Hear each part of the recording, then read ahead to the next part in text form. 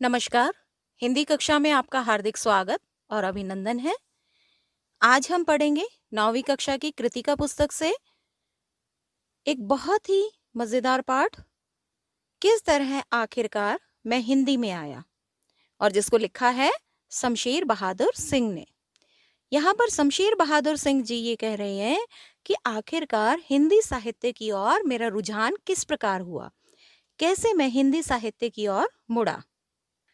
पाठ के प्रारंभ में लेखक कहते हैं कि उनके परिवार वालों के द्वारा कोई एक ऐसी बात, एक ऐसा जुमला कह दिया गया।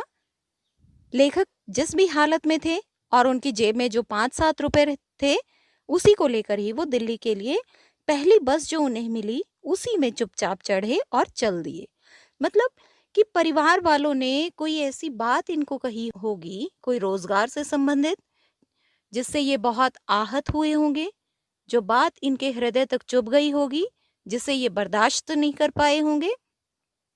और उसी समय ही उन्होंने दृढ़ निश्चय कर लिया कि अब उन्हें घर से निकल जाना चाहिए। तय कर लिया था उन्होंने कि हाँ, अब मुझे कुछ काम करना है, और बात काम करना ही नहीं बल्कि काम शुरू कर देना चाहिए। दिल में, दिमाग में बस एक ही चीज समाई हुई थी कि वो काम कौन सा है? वो काम है पेंटिंग का। लेकिन पेंटिंग का काम करने से पहले उन्हें शिक्षा तो लेनी पड़ेगी। तो इसलिए वो दिल्ली रवाना हो गए, और दिल्ली में उन्होंने एक स्कूल का नाम सुन रखा था। स्कूल का नाम क्या था? उकील आर्ट स्कूल।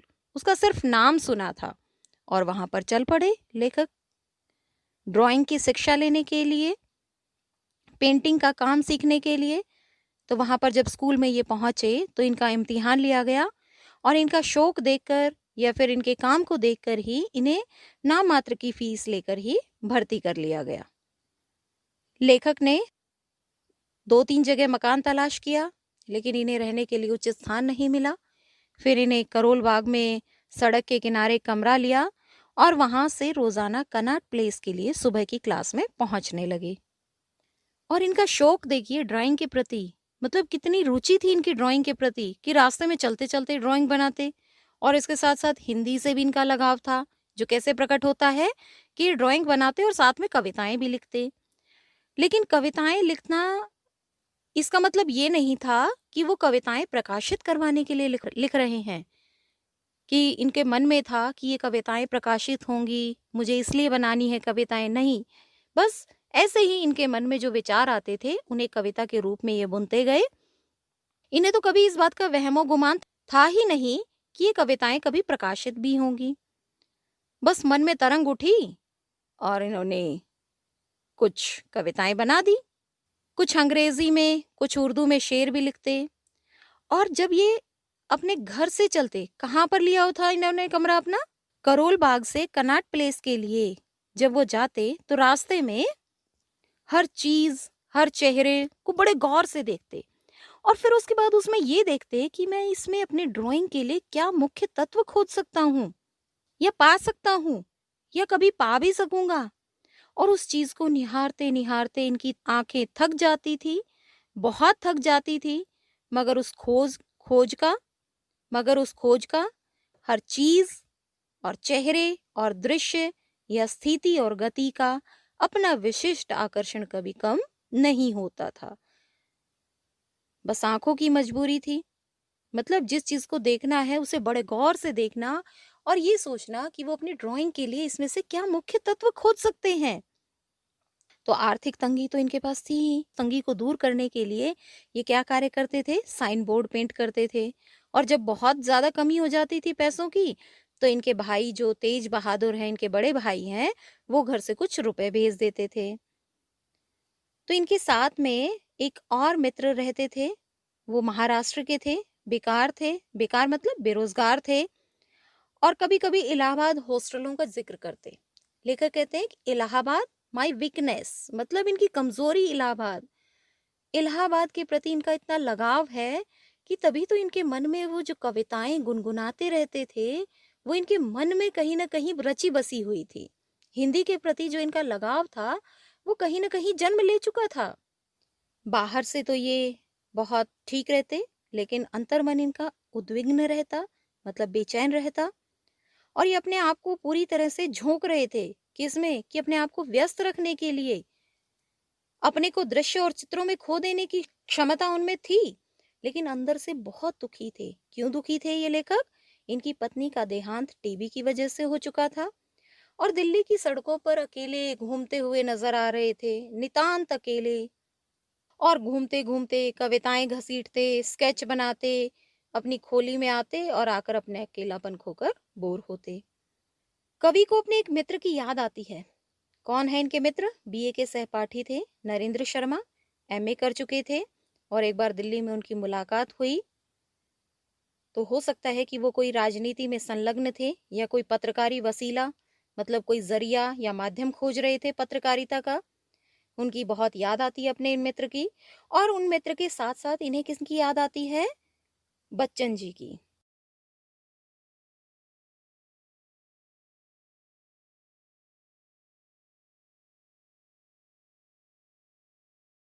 यहाँ पर लेखक शमशेर बहादुर सिंह जी हरिवंश राय बच्चन के प्रति स्वयं को कृतज्ञ महसूस करते हैं। वो हरिवंश राय बच्चन ही है जिन्होंने इन्हें हिंदी साहित्य की ओर खींचा। शुरुआत में जिक्र करते हैं लेखक कि बच्चन जी एक दिन स्टूडियो में आए। लेखक की क्लास खत्म हो चुकी थी, तो लेखक क्लास खत्म होने के बाद वहां से जा चुके थे। तो जब मिलने आए थे बच्चन जी, तो शमशेर जी नहीं मिले, तो उन्होंने उनके लिए एक नोट छोड़ा। अब लेखक को इस समय तो याद नहीं कि उस नोट में क्या लिखा था क्या नहीं, लेकिन उन्हें इतना भर याद है कि वो एक अच्छा सा मुख्तर सा नोट था, अच्छा सा बड़ा सा नोट था। और उस नोट को पढ़ने के बाद, अर्थात उस पृष्ठ पर जो पंक्तियां लिखी हुई थी, उसे पढ़ने के बाद लेखक ने स्वयं को कृतज्ञ महसूस किया कि हाँ, हरिवंश राय बच्चन मेरे प्रति ऐसे विचार रखते हैं। अब जब हरिवंश राय बच्चन जी ने उनके प्रति कुछ लिखा, तो लेखक का भी कर्तव्य था कि प्रत्युत्तर में कुछ न कुछ तो जवाब देना। लेकिन लेखक की यहाँ पर एक बुरी आदत क्या है कि वो किसी भी पत्र का कोई भी जवाब नहीं देते थे। हाँ, मन ही मन जवाब जरूर सोचते थे और उन्हें हवा में उड़ाते रहते थे और ये सोच लेते थे कि उन्होंने उस पत्र का जवाब दे दिया है। तो ऐसे ही मन उत्पन्न होने वाले उन विचारों में एक कविता उभरी, लेकिन अंग्रेजी में। अफसोस यहाँ पर लेखक ने क्यों किया है? क्योंकि लेखक हिंदी साहित्य के प्रति साधना नहीं कर सके। हिंदी साहित्य के प्रति उनका रुझान था, लेकिन उनके मन में जो विचार उत्पन्न हुए वो भी अंग्रेजी में उत्पन्न हुए, इसीलिए उन्हें अफसोस हो रहा है। और जब उस कविता को उन्होंने लिखा, उस मौन उपलब्धि की कृतज्ञता को व्यक्त करते हुए जो एक कविता उभरी जो कि अंग्रेजी में थी, लेखक ने ऐसा सोचा कि वो कविता उन्होंने हरिवंश राय बच्चन जी को भेज दी है और ऐसा भेजा हुआ जवाब उन्होंने मान लिया। तो इसी तरह से बहुत सारे महीने निकल गए और घटना चक्र ऐसा घूमा कि लेखक को दिल्ली छोड़कर देहरादून आना पड़ा। और वहाँ पर जो उनकी ससुराल की दुकान थी, केमिस्ट एंड ड्रगिस्ट की दुकान थी, उसी में वो कंपाउंडरी का काम सीखने लगा। तो यहाँ पर लेखक का संघर्ष देखिए कि लेखक किस प्रकार से संघर्ष कर रहे हैं और संघर्ष करते करते उनका जीवन का घटनाक्रम कैसे कैसे घूम रहा है और किन किन स्थानों पर उन्हें जाना पड़ रहा है, इन सब चीज़ का उन्होंने जिक्र किया है। और कंपाउंडरी का काम सीखते सीखते जो टेढ़े मेढ़े अजूबा इबादत, मतलब कि जो वाक्यों की बनावट होती थी, उन्हें पढ़ने की महारत हासिल हो गई। लेकिन लेखक का यहाँ पर भाग्य काम आया कि उनके सौभाग्य से श्री शारदा चरण जी वकील ने देहरादून में पेंटिंग की क्लास खोल ली। तो जब लेखक ने पेंटिंग समाप्त कर दी थी, पेंटिंग का कार्य बंद कर दिया था, उस समय तक जो उनकी एकांत की दुनिया थी उससे किसी को कोई गर्ज नहीं थी, किसी को कोई मतलब नहीं था कि लेखक क्या महसूस कर रहे हैं, क्या उनके मन में है, किस चीज़ के प्रति उनकी रुचि है, क्या उनकी जिज्ञासाएं हैं। उनकी आंतरिक दिलचस्पियों से किसी को कोई दिलचस्पी नहीं थी। और लेखक इतने अंतर्मुखी थे कि स्वयं किसी अपना जो मन का दुख है, अपने मन के जो भाव हैं, वो किसी के सामने प्रकट नहीं करते थे। और अपने से बड़ों का, गुरुजनों का अदब लिहाज करना तो उनकी जैसे मानो उन्हें जन्म घुट्टी ही मिली हुई थी, अर्थात उन्हें बड़ों के सामने उन्हें बोलना पसंद नहीं था। अपनी बहुत ही आंतरिक एकांतिकता, मतलब एकाकीपन, अकेलेपन के वो अभ्यासी हो गए थे। उनकी पत्नी के मृत्यु के बाद वो बहुत खिन्न और दुखी रहने लगे थे और जैसी जो परिस्थितियां उनके साथ चल रही थी, उन्हीं के साथ सामंजस्य बैठाने का वो प्रयास कर रहे थे और कर्तव्यों का जैसा वो निर्वाह करना चाहते थे, जैसा उनसे बन पड़ रहा था, वैसा वो कर्तव्यों का निर्वाह भी कर रहे थे। तो यहाँ पर देखिए एक दिन इत्तेफाक से क्या हुआ, बच्चन जी गर्मी की छुट्टियों में देहरादून आ गए और यहाँ पर देखिए इत्तेफाक क्या हुआ कि वो बृजमोहन गुप्त के यहाँ ठहरे। और बृजमोहन गुप्त कौन है?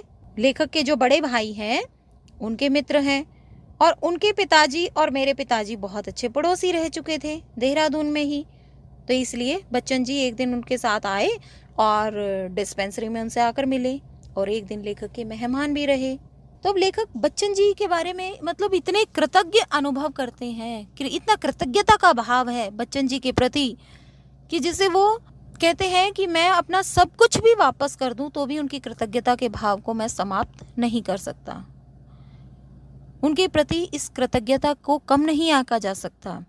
बच्चन जी कैसे हैं? एक निश्चल कवि हैं जिसके आर पार आप देख सकते हैं, बात और वाणी के धनी हैं और उनका हृदय ऐसा है जैसे मक्खन, अर्थात मक्खन की तरह कोमल हृदय है, लेकिन संकल्प उनके फौलाद के जैसे कठोर हैं। एक बार जो दृढ़ संकल्प कर लिया तो फिर कर लिया, उसके बाद वो किसी की नहीं सुनते थे और स्वयं भी अगर कोई परिस्थिति उनके सामने इस प्रकार से आ जाए, कोई विपरीत परिस्थिति आ जाए, तो उससे भी वो टक्कर लेने में पीछे नहीं हटते थे।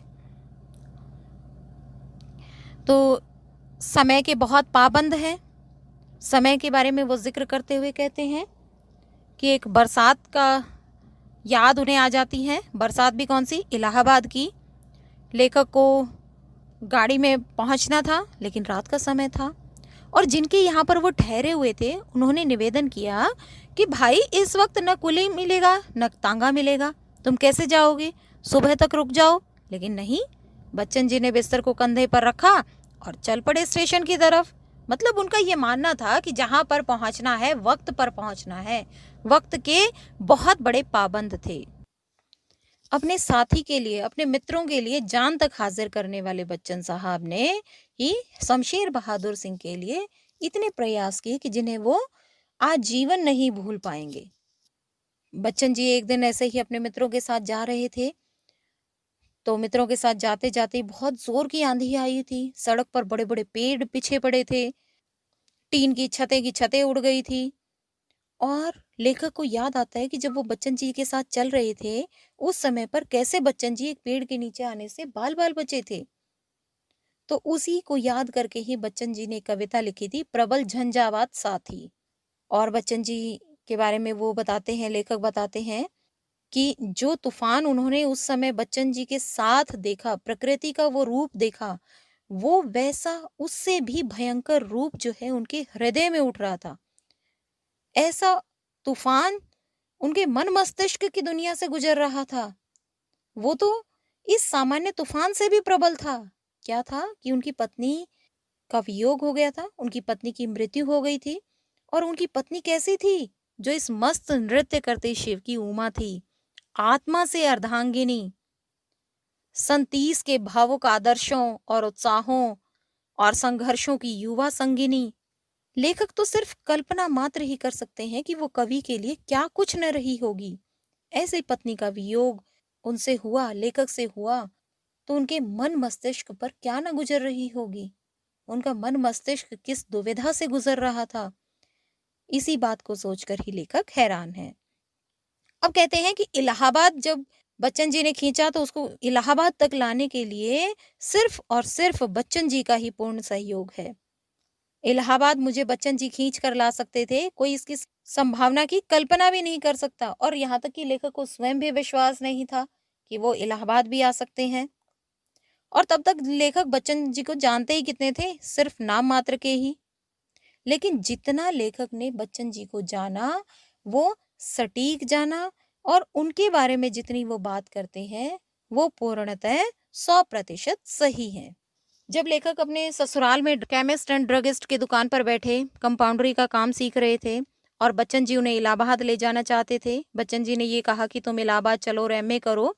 लेकिन वहां पर बैठने वाले जो एक प्रसिद्ध डॉक्टर थे उन्होंने कहा कि तुम इलाहाबाद जाएगा तो मर जाएगा। लेकिन यहाँ पर लेखक शमशेर बहादुर सिंह जी कहते हैं कि एक ऐसा डॉक्टर जिसके बारे में मैं जानता हूँ कि वो कैसी सलाह देने वाले हैं, जो सब मरीजों के लिए calcium lactate 3 times a day, मतलब कैल्शियम की गोलियां दिन में 3 बार जिसे देते थे, ऐसे डॉक्टर की ऐसे डॉक्टर की सलाह मैं क्यों मानूं? जब बच्चन जी उनके पास सलाह दे रहे हैं, उन्हें इलाहाबाद आने के लिए प्रोत्साहित कर रहे हैं, तो उन्होंने बच्चन जी को माना। बजाय इस डॉक्टर की सलाह के उन्होंने बच्चन जी को माना और इलाहाबाद आ गए। यहाँ पर हरिवंश राय बच्चन के पिता उनके लोकल गार्जियन के खाने में दर्ज हुए और हरिवंश राय बच्चन जी के पिताजी ने उन्हें एक सूफी नज्मों का एक संग्रह बड़े प्यार से दिया, जो एक बहुत लंबे समय तक एक आशीर्वाद के रूप में लेखक के साथ रहा और हो सकता है कि एक अर्थ में अब भी हो। बच्चन जी ने ये कहा कि शमशेर, तुम एमए प्रीवियस में दाखला लो और तुम्हारा एमए प्रीवियस और फाइनल दोनों सालों का जिम्मा मेरा है, और जब तुम इस काबिल हो जाओ कि जब तुम कमाने लगो तब फीस लौटा देना। लेकिन यहाँ पर लेखक कहते हैं कि स्वयं के घोंचूपन की या स्वयं के पलायनवादिता की इस प्रकार से जिक्र करते हैं कि ना तो मैं इस काबिल हुआ और ना मैंने चिंता की, अर्थात ना तो मेरी नौकरी लगी और ना ही मैंने उन्हें कभी पैसे वापस लौटाए। बच्चन जी ने तो उन्हें एमए में दाखला इसलिए दिलवाया था ताकि शमशेर बहादुर सिंह जी किसी तरह से काम के आदमी बन जाएं। यहाँ पर बच्चन जी तो चाहते थे कि वो पढ़ लिख कर अपने पैरों पर खड़े हो जाएं, कोई सरकारी नौकरी मिल जाए उन्हें। लेकिन यहाँ पर लेखक कहते हैं कि मैंने पिताजी की सरकारी नौकरी को देखकर ये मन में ठान लिया था कि मुझे नौकरी नहीं करनी है, और लेखक कहते हैं कि मैंने कभी अपने आप से कोई तर्क वितर्क नहीं किया, मुझे नौकरी नहीं करनी थी तो नहीं करनी थी, और यही पलायनवादिता की हद थी।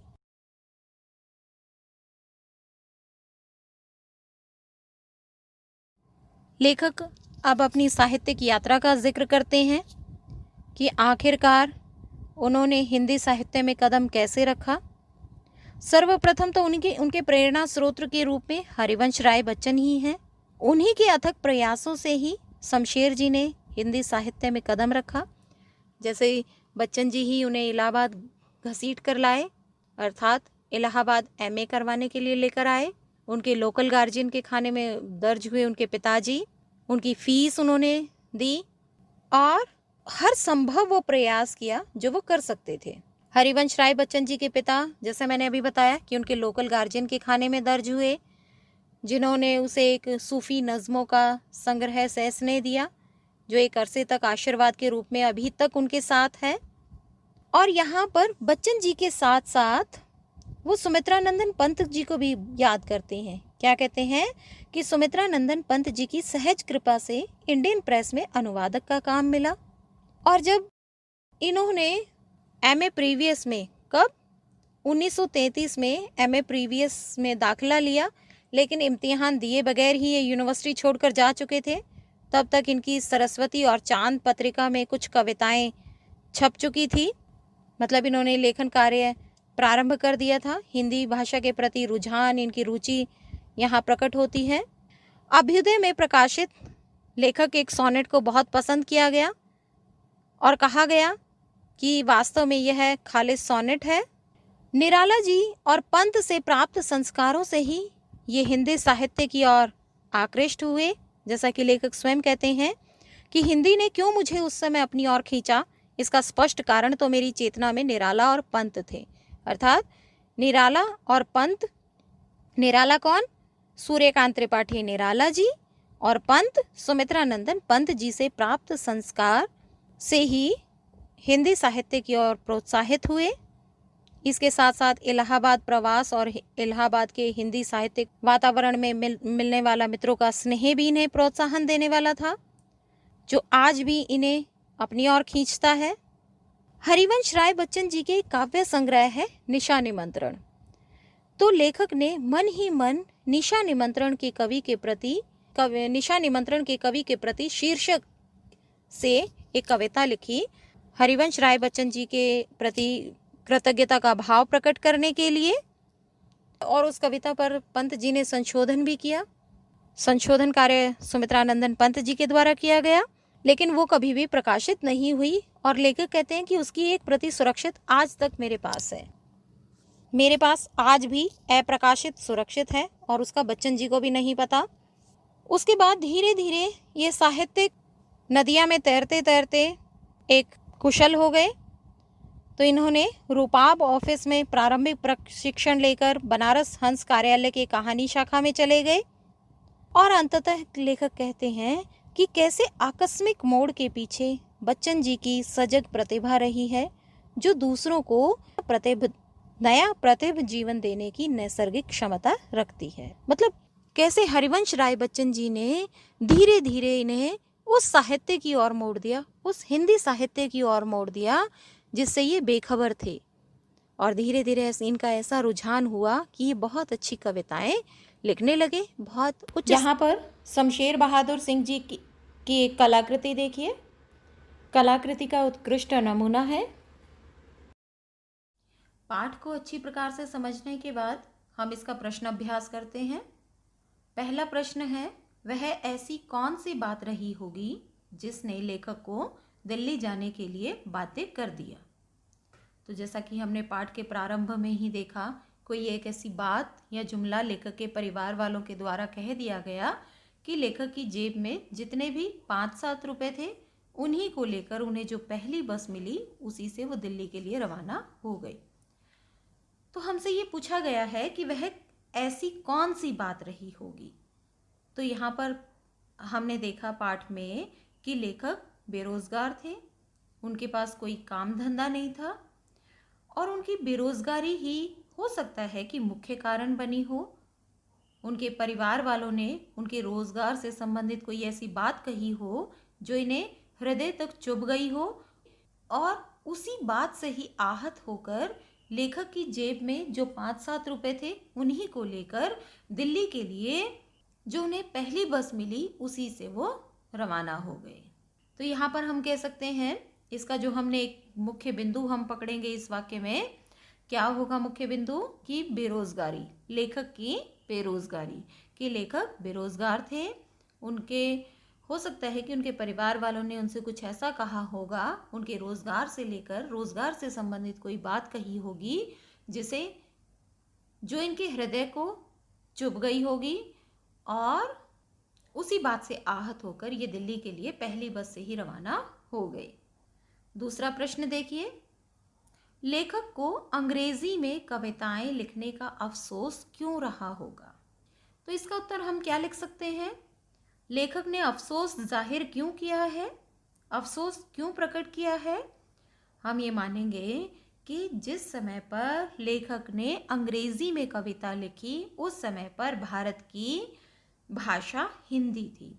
अंग्रेजी भाषा को समझने और लिखने वाले लोगों की संख्या बहुत कम थी। लेकिन जब लेखक इलाहाबाद आए और वहाँ के साहित्यिक वातावरण से परिचित हुए और उसके साथ साथ उन्हें हरिवंश राय बच्चन जी, सूर्यकांत त्रिपाठी निराला जी, सुमित्रा नंदन पंत जैसे महान लेखकों का सानिध्य जब प्राप्त हुआ तो उनकी भी साहित्य के प्रति रुचि जागृत हो गई। उन्होंने भी हिंदी में लेखन कार्य करना प्रारंभ किया और धीरे धीरे इसी प्रकार से रचनाएं करते करते इसी प्रकार से हिंदी भाषा में रचनाएं सीखते सीखते उनका रुझान हिंदी साहित्य के प्रति हो गया और वो बहुत अच्छी रचनाएं लिखने लगे। तो लेखक यहाँ पर अफसोस इसलिए जाहिर करते हैं कि उनका जो प्रयास था अंग्रेजी भाषा में लिखने का वो बेकार चला गया और अब उन्होंने हिंदी में लेखन कार्य करना प्रारंभ कर दिया तो लोग उनकी बातों को अच्छी प्रकार से समझने लगे। इसीलिए लेखक को अंग्रेजी भाषा में कविता लिखने का अफसोस हुआ होगा। प्रश्न संख्या 3, अपनी कल्पना से लिखिए कि बच्चन ने लेखक के लिए नोट में क्या लिखा होगा। जैसा हमने एक पाठ में देखा ना, लेखक शमशेर बहादुर सिंह जी जब चित्रकारी सीखने के लिए जाते थे उस समय पर बच्चन जी स्टूडियो में आए और तब तक लेखक वहाँ से जा चुके थे। तो बच्चन जी ने उनके लिए एक नोट छोड़ा। अब यहाँ पर पाठ में तो ये स्पष्ट किया नहीं गया है कि नोट में क्या लिखा था, अर्थात बच्चन जी शमशेर बहादुर सिंह जी को क्या कहना चाहते थे इसका पाठ में जिक्र तो नहीं है, हमें अपने अनुमान से लिखना होगा। तो हो सकता है कि उस नोट में शायद ये लिखा हो कि हरिवंश राय बच्चन जी उन्हें इलाहाबाद बुलाना चाहते हैं। उन्होंने ये लिखा हो कि तुम इलाहाबाद आ जाओ, तुम्हारी पढ़ाई मैं पूरी करवाऊंगा, तुम्हारा खर्चा मैं दूंगा, तुम हिंदी भाषा में बहुत अच्छी कविताएं लिख सकते हो। और उन मेहनत के बारे में जानकर ही उन्होंने ये कहा होगा कि तुम अगर और ज़्यादा मेहनत करो तो तुम हिंदी साहित्य में अपनी एक विशिष्ट पहचान बना सकते हो। अगर तुमने मेहनत की तो सफलता तुम्हारे कदम चूमेगी। प्रश्न संख्या 4, लेखक ने बच्चन के व्यक्तित्व को किन किन रूपों में उभारा है। हमने पाठ में भी पढ़ा था कि हरिवंश राय बच्चन जी के बारे में क्या क्या कहा गया है, तो अभी उन्हीं का हम क्रमानुसार वर्णन करते जाएंगे। तो यहाँ पर हम बच्चन जी के बारे में कह सकते हैं कि एक निश्चल कवि जिसके आर पार आप देख सकते हो, एक ऐसा कवि जो बात का धनी है और वाणी का भी। उसका हृदय मक्खन के जैसे कोमल है, लेकिन संकल्प उसके फौलाद की जैसे मजबूत है। यहाँ पर बच्चन जी के व्यक्तित्व की एक विशिष्ट पहलू को उजागर करते हैं। वो बहुत ही समय के पाबंद थे। जैसे देहरादून का जिक्र करते हैं, बहुत तेज़ बरसात हो रही थी। उस बरसात में उन्होंने जो गाड़ी का निश्चित समय था, जिस समय पर पहुंचना है उसी समय पर पहुंचते थे। यहाँ पर उन्होंने जिक्र किया है कि जिसके घर पर वो मेहमान बनकर ठहरे हुए थे, उन्होंने निवेदन किया कि इस समय बहुत तेज़ बारिश हो रही है, आपको कोई कुली या तांगा नहीं मिलेगा, आप कैसे जाओगे। लेकिन वो नहीं माने, वो वक्त के पाबंद थे। एक समय पर जब जो कार्य करना है तो करना है, फिर उसके आगे वो किसी भी प्रकार की मुसीबत को छोटा मानते थे। लेखक शमशेर बहादुर सिंह जी को इलाहाबाद लाने में इन्हीं का महत्वपूर्ण योगदान रहा है। लेखक ने बच्चन जी की एक और विशेषता को जाहिर किया है कि वो कला के पारखी थे, कला को पहचान लेते थे। तभी तो लेखक द्वारा लिखे हुए एक सोनेट को पढ़कर उन्होंने ये जान लिया था कि शमशेर बहादुर सिंह बहुत अच्छी कविताएं लिख सकते हैं। तभी तो वो शमशेर बहादुर सिंह जी को इलाहाबाद खींच कर लेकर आए। 5वां प्रश्न है, बच्चन के अतिरिक्त लेखक को किन किन लोगों का और किस प्रकार का सहयोग मिला। तो यहाँ पर हमने बच्चन जी के सहयोग के बारे में तो पिछले प्रश्न में जान लिया। तो अब इस प्रश्न में हम बच्चन जी के सहयोग को समाहित नहीं करेंगे, सिर्फ इतना लिखेंगे हम ऊपर कि लेखक को जो सबसे ज़्यादा सहयोग प्राप्त हुआ वो हरिवंश राय बच्चन जी का ही था। हरिवंश राय बच्चन जी के अतिरिक्त और लोगों के सहयोग का जिक्र करेंगे। तो सबसे पहले हम पाठ की शुरुआत से ही देखते हैं कि लेखक को किन किन लोगों का सहयोग प्राप्त हुआ। तो प्रारंभ में हमने देखा कि उनके भाई तेज बहादुर जी, जो लेखक के बड़े भाई थे, और जब इनको आर्थिक तंगी थी तो उस समय पर वो कुछ रुपए घर से भेजकर इनकी आर्थिक तंगी में मदद करते थे। यहाँ पर एक और जिक्र है हरिवंश राय बच्चन जी के पिताजी का, जो इनके यूनिवर्सिटी में दाखिला लेने के बाद लोकल गार्जियन के खाने में दर्ज हुए, और उन्होंने एक सूफी नज़मों का संग्रह दिया जो लेखक स्वयं स्वीकार करते हैं कि एक आशीर्वाद के रूप में उनके साथ हमेशा बना रहा। यहाँ पर अपना ससुराल पक्ष का जिक्र करते हैं कि जब वो उनके पास कोई रोज़गार का कोई साधन नहीं था तो वो देहरादून गए और वहाँ पर ड्रगिस्ट एंड केमिस्ट की दुकान को उन्होंने संभाला जीवन यापन करने के लिए। इसके अतिरिक्त हम पाठ में देखते हैं 2 प्रमुख हस्तियों का इन्हें सहयोग मिला। कौन कौन सी थी वो प्रमुख हस्तियां? सुमित्रा नंदन पंत और सूर्यकांत त्रिपाठी निराला जी। ये ही ऐसे महान हस्तियां थी, ऐसी प्रसिद्ध कवि थे जो शमशेर बहादुर सिंह जी को हिंदी साहित्य में, हिंदी साहित्य के प्रांगण में घसीट लाने में महत्वपूर्ण योगदान देते हैं। जैसे इस लेखक ने स्वयं स्वीकार किया है कि पंत की सहज कृपा से इन्हें हिंदी अनुवाद का कार्य मिला, और लेखक जितनी भी कविताएं करते थे तो पंत जी उनमें संशोधन भी कर देते थे। और निराला जी के बारे में लेखक क्या कहते हैं, शमशेर बहादुर सिंह जी क्या कहते हैं? लेखक कहते हैं कि हिंदी साहित्य में ने मुझे अपनी ओर कैसे खींचा, इसकी चेतना में तो पंत और निराला ही थे। उनसे प्राप्त संस्कार इलाहाबाद प्रवास और इलाहाबाद के साहित्यिक वातावरण में मिलने वाला मित्रों से मिलने वाला प्रोत्साहन जो मुझे आज भी अपनी ओर खींचता है। तो यहाँ पर हमने देखा कि बच्चन जी लेखक के साहित्यिक मोड़ में हिंदी के पुनर्संस्कार का प्रमुख कारण बने, लेकिन इसके साथ साथ उन्हें तेज बहादुर सिंह जी, हरिवंश राय बच्चन जी के पिताजी, उनके ससुराल पक्ष और सूर्यकांत त्रिपाठी निराला तथा सुमित्रानंदन पंत जी का भी महत्वपूर्ण योगदान रहा। प्रश्न संख्या 6, लेखक के हिंदी लेखन में कदम रखने का क्रमानुसार वर्णन कीजिए।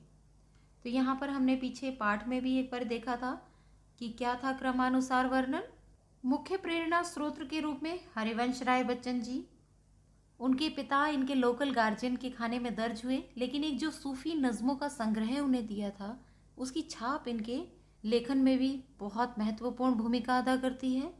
इसके बाद ये सुमित्रानंदन पंत और सूर्यकांत त्रिपाठी निराला जी का जिक्र करते हैं। सुमित्रानंदन पंत की सहज कृपा से इन्हें इंडियन प्रेस में अनुवादक का कार्य मिला।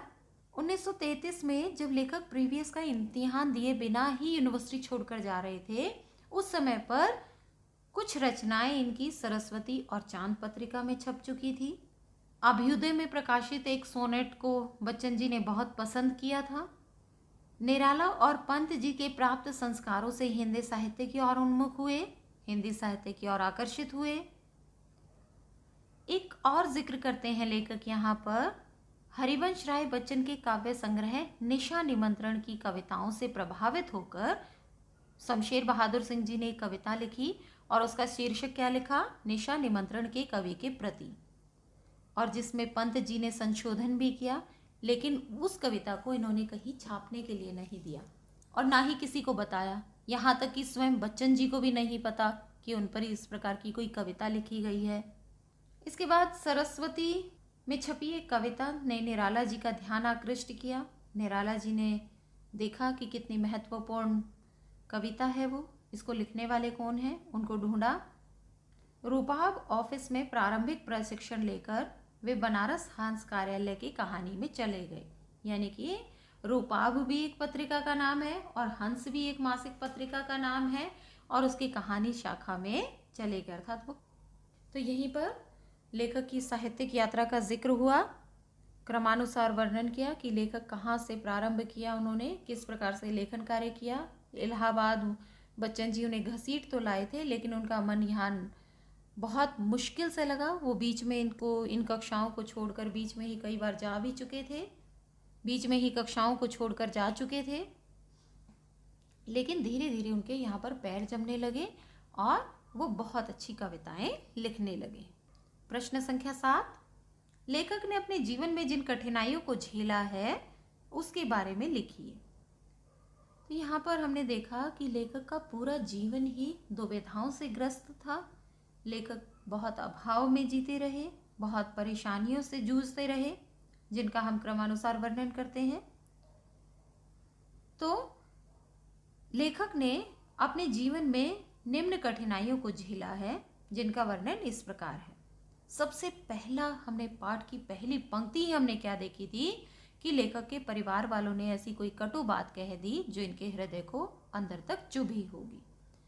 तो पहली पंक्ति हम क्या लिखेंगे कि बेरोजगारी से आहत होकर इन्हें परिवार वालों के ताने सुनने पड़ते थे। और यहाँ पर प्रारंभिक दिनों में हमने देखा कि वो साइन बोर्ड पेंट कर कर अपना गुजारा करते थे। तो हम लिख सकते हैं कि प्रारंभिक दिनों में वे आर्थिक समस्याओं से बहुत अधिक जूझते थे। कुछ रुपए इनके भाई भेज देते थे, कुछ ये साइन बोर्ड पेंट करके काम चला लेते थे।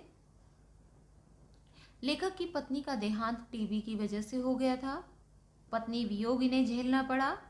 जब बच्चन जी इनको इलाहाबाद लेकर आए उस समय भी आर्थिक समस्या से जूझ रहे थे। तो बच्चन जी ने उनकी पढ़ाई का ही सारा खर्चा उठाया और कहा कि जब तुम नौकरी लग जाओ तो तब मुझे दे देना। तो इस प्रकार से हमने देखा कि लेखक का जीवन कठिनाइयों से भरा हुआ था, लेकिन उसके बावजूद भी उन्होंने अपने जीवन से हार नहीं मानी और धीरे धीरे अभ्यास करते हुए बहुत अच्छी हिंदी की कविताएं ये लिखने लगे।